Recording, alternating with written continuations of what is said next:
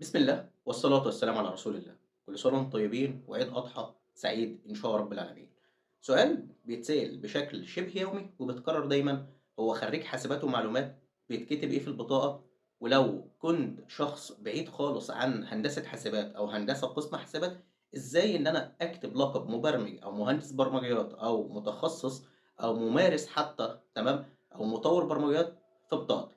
هجاوبك النهارده باستفاضة، هاعرّفك إيه الوضع القانوني اللي ممكن تمشي عليه سواء في مصر أو في الخليج في دول زي السعودية وخلافه، تمام، وهامشي معاك واحدة، واحدة. خلّيني في الأول كده أقول لك إن الوضع في مصر هنا، تمام، ما بيُعترفش بلقب مهندس غير الناس اللي خرّيجين هندسة، تمام، قسم كذا. يعني هندسة بشكل عام هم دول اللي مسموح ليهم إن هم يكتبوا في المسمى الوظيفي الخاص بيهم لقب مهندس. مهندس اتصالات، مهندس ميكانيكا، مهندس عمارة، مهندس مدني وخلافه. واللقب ده محمي قانونيًا هنا، وخريجي حاسبات ومعلومات، تمام، مش تابعين لنقابة المهندسين. يعني أنا راجل خريج حاسبات ومعلومات، ما باخُصّش خالص لقب مهندس اللي هو تابع لنقابة المهندسين. طيب، أنا دلوقتي عاوز أشوف الدنيا وعاوز أكتب لقب مهندس برمجيات، تمام، وأعدّل الدنيا وأمشي واحدة، واحدة. أعمل إيه؟ هاقول لك أنا. خلّيني أقول لك كده في البداية إن حاسبات ومعلومات اللي هي تابعة لنقابة المهندسين، هم الناس اللي خرّيجين هندسة قسم حاسبات، دول التابعين لنقابة المهندسين. طيب هندسة حاسبات بقى أو حاسبات ومعلومات ونُظُم وعلوم حاسب وخلافه، بيتكتب إيه في بطاقته؟ بيتكتب لك المسمى الوظيفي اللي أنت واخده في شهادة البكالوريوس بتاعك. يعني أنا راجل مثلًا خرّيج هندسة حاسبات قسم علوم حاسب، تمام، حاصل على بكالوريوس علوم الحاسب، مكتوب لي في البطاقة أول ما اتخرّجت حاصل على بكالوريوس علوم الحاسب. ليه؟ لإن ده المستند الرسمي اللي من الحكومة المُعترف بيه. طب أنا دلوقتي عاوز أبدأ أعدِّل نفسي وأكتب مهندس برمجيات، أعمل إيه؟ في الفترة الأخيرة الوضع اتقنّن شوية واتعدِّل شوية في مصر، وبدأوا يسمحوا لنا، تمام، إن أنت تقدر تغيّر المسمى الوظيفي بتاعك للقب مهندس برمجيات أو متخصص أو مثلًا حاصل على كذا، أو مثلًا مطوّر برمجيات أو مبرمج أو متخصص في علوم الحاسب وخلافه. طب ده إزاي؟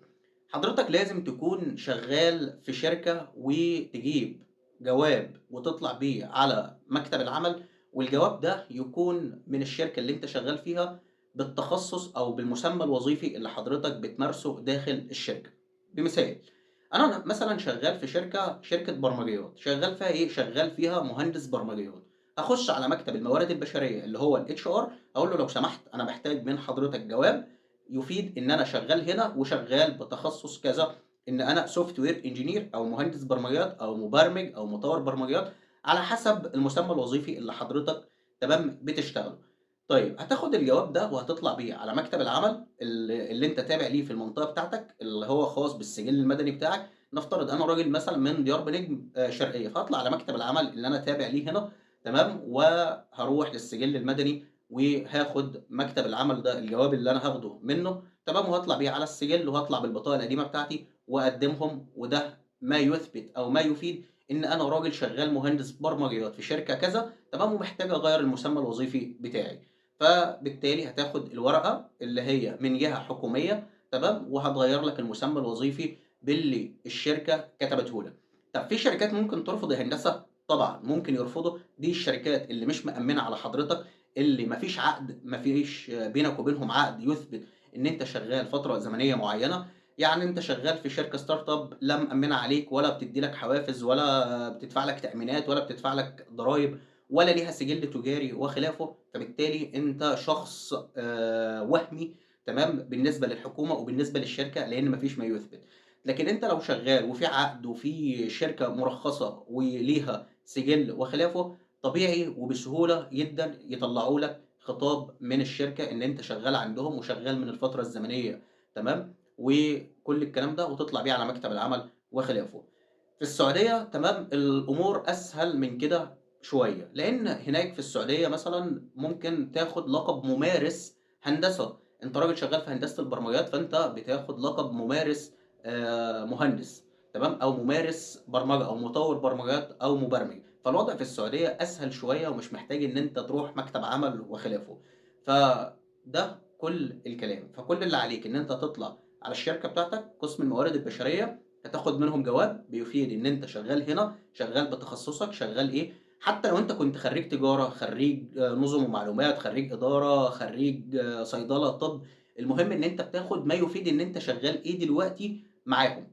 فالجواب ده هتطلع بيه على مكتب العمل، مكتب العمل هيأشّر لك عليه وأمورك هتبقى تمام، هتاخد الورقة اللي مكتب العمل هيدّيها لك، هتطلع بيها على السجل، وهتغيّر المسمى الوظيفي بتاعك لمبرمج، مطوّر برمجيات، مهندس برمجيات، تمام، مهندس تكنولوجي، مهندس تقني، أيًا كان المسمى الوظيفي اللي خطاب الموارد البشرية هيكتبه فيه، تمام كده؟ بس كده، ده فيديو باختصار وعلى السريع كده، فاعمل mention وعرّف صحابك خرّيجي هندسة حاسبات، تمام، إزاي يقدروا يغيّروا المسمى الوظيفي بتاعهم بكل سهولة، تمام، ولو عندك أي سؤال اكتبه لي في الكومنتات وأنا هاعرّفك وهاجاوب عليك إن شاء رب العالمين، وما تنساش تعمل لايك وسبسكرايب في القناة، واشوفكم في فيديوهات تانية جديدة إن شاء رب العالمين، والسلام عليكم.